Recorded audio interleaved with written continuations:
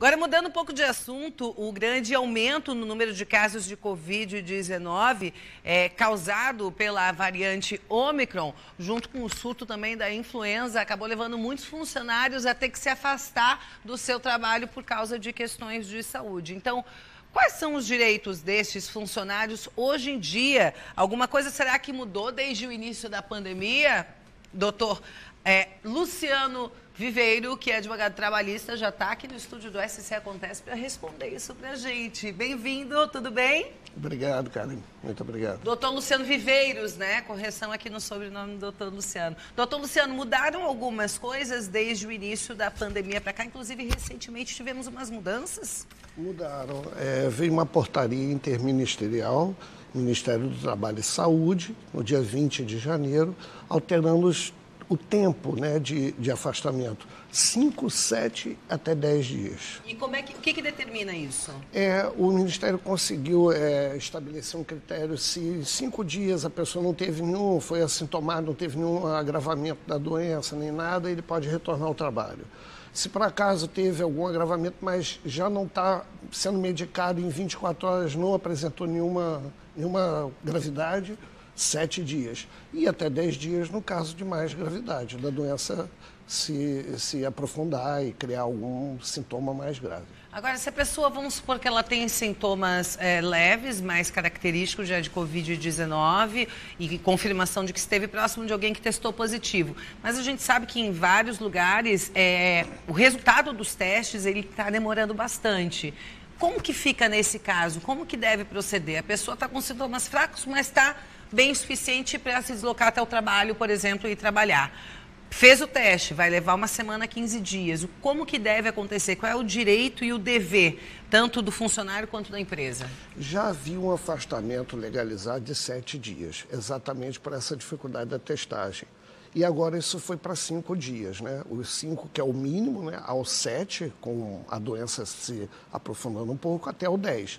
Mas o que nós devemos tomar uma precaução enorme é que essa regra do Ministério do Trabalho, ela não é lei. Ela produz um regramento, né? Ela é uma orientação. A lei sempre permite o atestado até 15 dias. Do 15º em diante já fica a critério da Previdência Social, tem que receber auxílio-doença, é um agravamento maior. Agora, a medicina talvez seja mais criteriosa com relação à doença se proliferar.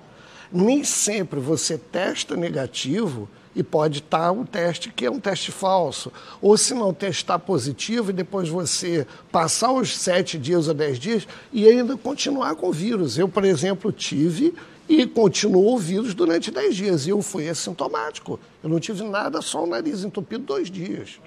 Então, esse é um risco muito grande de colocar outras pessoas e terceiros em risco.